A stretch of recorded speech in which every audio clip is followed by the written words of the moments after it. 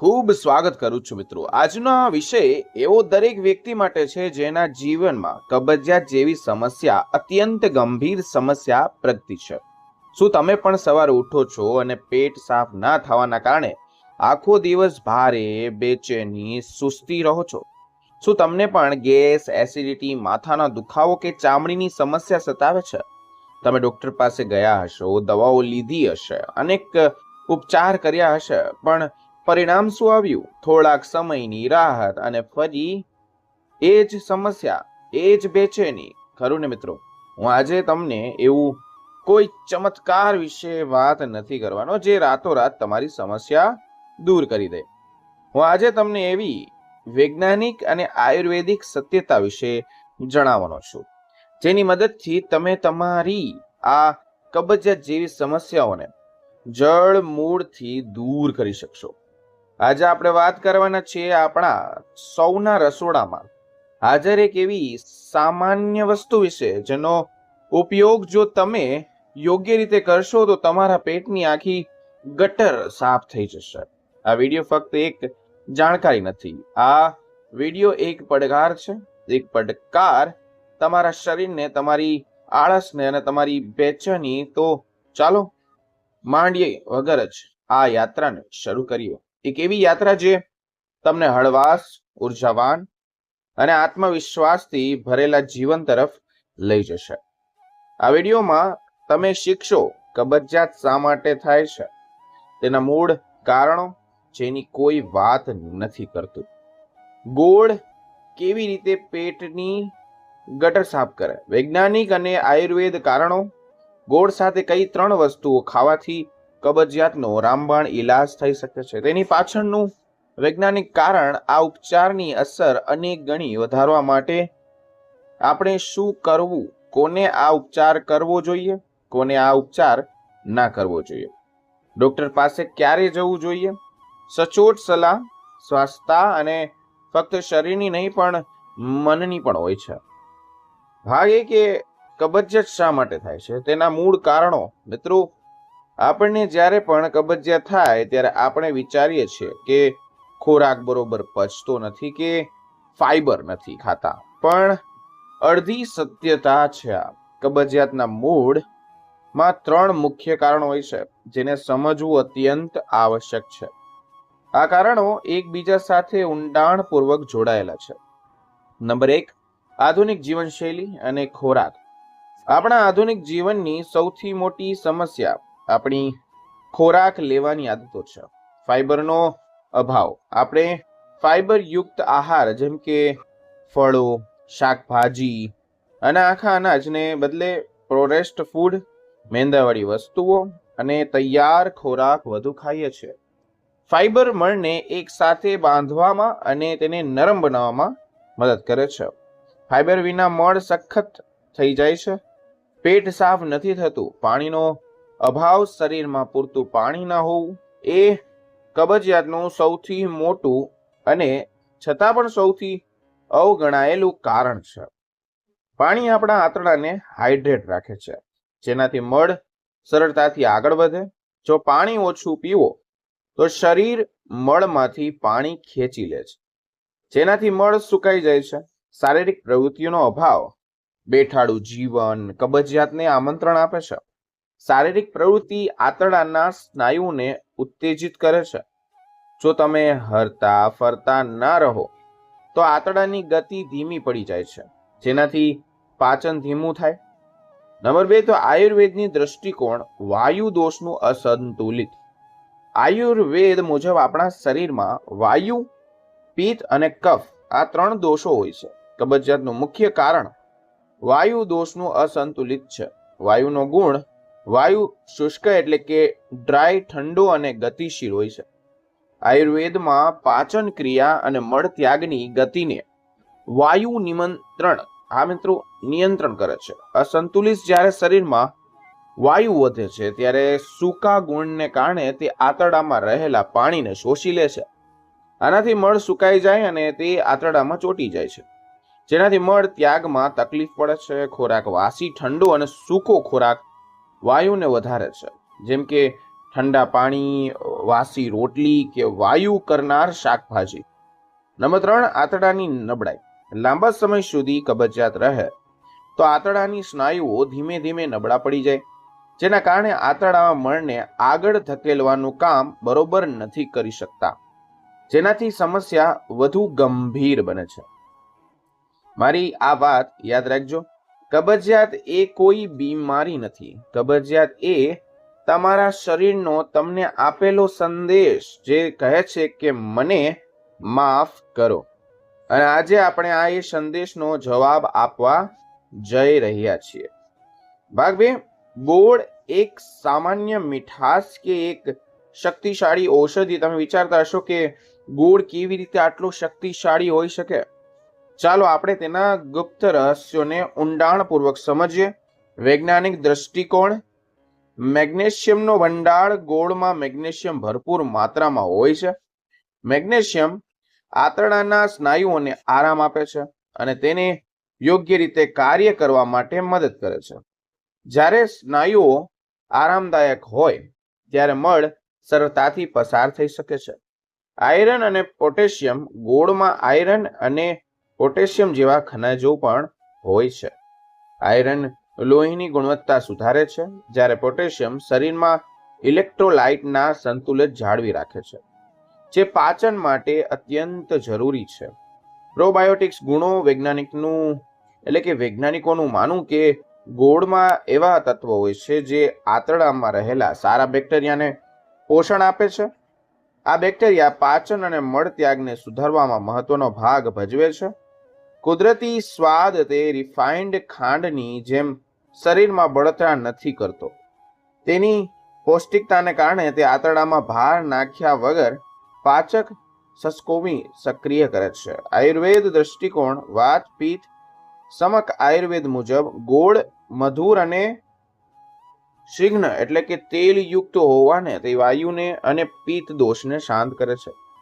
આ તેનો સૌથી મહત્વનો આયુર્વેદિક ગુણ છે. તે વાયુના સૂકા ગુણને સંતુલિત કરે છે, જેનાથી મળને નરમ રાખવામાં મદદ કરે છે. અગ્નિ પ્રદીપ્ત. ગોળ પાચન અગ્નિને પ્રજ્વલિત કરે છે, જેનાથી ખોરાકનું પાચન ઝડપી બને, અપચાની સમસ્યા દૂર થાય. તમે જુઓ, ગોળ ફક્ત એક મીઠાશ નથી, તે એક પોષણ, પાચન અને ડિટોક્સિફિકેશન એક સંપૂર્ણ ભંડાર છે. હવે વાત કરીએ કે ગોળ સાથે કઈ 3 વસ્તુઓ મિક્સ કરીને ખાવાથી કબજિયાતનો રામબાણ ઇલાજ થઈ શકે.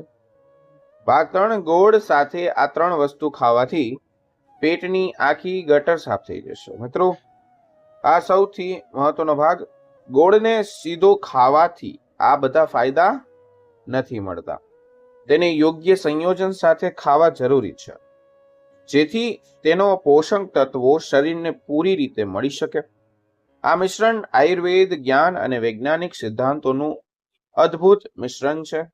સામગ્રીની વાત કરીએ તો એક નાનો ટુકડો ગોળ, 2 થી 3 ગ્રામ શુદ્ધ દેશી ગોળ વાપરવો. અડધી ચમચી હળદે ચૂર્ણ. હળદે પાવડર બજારમાં સરળતાથી ઉપલબ્ધ થાય છે. 5 ચમચી સૂંઠનો પાવડર એટલે કે સૂકા આદુનો પાવડર. તાજો અને શુદ્ધ ચપટી કાળા મરીનો પાવડર. તાજો પીસેલો બનાવવાની અને ઉપયોગ કરવાની રીત. રાત્રે સૂતા પહેલા એક નાની વાટકીમાં ગોળ લ્યો. ગોળમાં હળદે ચૂર્ણ, સૂંઠનો પાવડર અને કાળા મરીનો પાવડર ઉમેરો. આ બધી વસ્તુઓને આંગળીઓથી બરાબર મિક્સ કરીને નાની ગોળી જેવું બનાવો. જો મિશ્રણ સૂકું હોય તો 1 થી 2 ટીપા પાણી ઉમેરી શકાય છે. આ ઉપયોગ ગોળીને ચાવીને ખાઓ. તેનો સ્વાદ થોડો કડવો તીખો લાગશે, પણ તેની અસર અદ્ભુત હશે.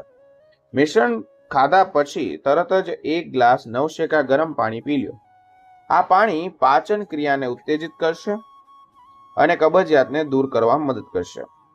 હવે વાત કરીએ આ મિશ્રણ શા માટે રામબાણ છે. આ ત્રણેય વસ્તુઓ એકબીજાના ગુણોને વધારે છે અને એકબીજાની ખામીઓને પૂરી કરે છે. ગોળ, તેનો મુખ્ય ગુણ રિંગણતા આપવાનો છે. તે આંતરડાને ચિકાસ પૂરી પાડે, જેનાથી મળ સરળતાથી આગળ વધે. તે પાચન ઉત્સેચકોને સક્રિય કરીને પાચન ક્રિયાને સુધારે. હળદે ચૂર્ણ. આયુર્વેદમાં હળદે મહાઔષધિ માનવામાં આવે છે. તેનો ગુણ મળને સાફ કરવાનો છે. તે આંતરડાના સ્નાયુઓને મજબૂત બનાવે છે અને જૂની કબજિયાતને પણ દૂર કરે છે. હરડે કબજિયાતની સમસ્યાને જળ મૂળમાંથી દૂર કરે છે, જ્યારે ગોળ આંતરડાને સાફ કરે છે. સૂંઠ અને કાળા મરી આ બંને ગરમ તાસીરના મસાલા છે. ગોળ કફને વધારે છે, પરંતુ સૂંઠ અને કાળા મરી ગરમ તાસીર આ કફને સંતુલિત રાખે છે. સૂંઠ પાચન અગ્નિને પ્રજ્વલિત કરે છે અને કાળા મરી પેટની વાયુ અને ગેસને દૂર કરે છે. આ ત્રણેયનું સંયોજન મળ ત્યાગને સરળ બનાવે છે અને આંતરડાને સાફ કરે છે. મારી ખાસ સલાહ, આ મિશ્રણ કોઈ દવા નથી, આ એક આયુર્વેદિક ઉપચાર છે. તેને નિયમિત રૂપે અપનાવો અને થોડા જ દિવસમાં તમને પરિણામ દેખાવા લાગશે. સવારે ઉઠીને તમને હળવાશ, તાજગીનો અનુભવ થશે. આ ઉપચારની વાત કરીએ તો આ ઉપચારની અસરને અનેક ગણી વધારવા માટે આપણે શું કરવું? મિત્રો, ફક્ત આ મિશ્રણ ખાવાથી જ બધું નથી થઈ જતું. તેની સાથે સાથે આ 3 ટેવો અપનાવી ખૂબ જ જરૂરી છે. આ ટેવો શરીર અને મનને સ્વસ્થ રાખવા માટે અત્યંત જરૂરી છે. ગરમ પાણી દિવસભર પૂરતા પ્રમાણમાં, એટલે કે 8 થી 10 ગ્લાસ નવશેકું પાણી પીવું. આ ખાસ ધ્યાન રાખજો, ઠંડુ પાણી વાયુને વધારે છે, જ્યારે નવશેકું પાણી પાચનને સુધારે છે અને મળને નરમ બનાવે છે. ફાઈબર યુક્ત આહાર, તમારા ભોજનમાં ફાઈબર યુક્ત ખોરાકનો સમાવેશ કરો, જેમાં આવે છે લીલા પાંદડાવાળા શાકભાજી જેમ કે પાલક અને મેથીના ફળો જેમ કે પપૈયા, સફરજન અને આખા અનાજનો સમાવેશ થાય છે. આનાથી તમારા આંતરડામાં પૂરતું ફાઈબર જશે, જેનાથી કબજિયાત દૂર થશે. નિયમિત વ્યાયામ, રોજ 20 થી 30 મિનિટ હળવો વ્યાયામ કરો, જેમ કે ઝડપી ચાલવું, યોગ કે સ્ટ્રેચિંગ. આનાથી આંતરડાની ગતિશીલતા સુધરશે અને પાચન સારું થશે. મારી સલાહ, આ ઉપચારને એક જીવનશૈલીની જેમ અપનાવો. નિયમિતતા, ધીરજ એ આ ઉપચારની સફળતાની ચાવી. ભાગ 5, કોને આ ઉપચાર કરવો જોઈએ અને કોને આ ઉપચાર ન કરવો જોઈએ. આ સૌથી મહત્વનો ભાગ છે.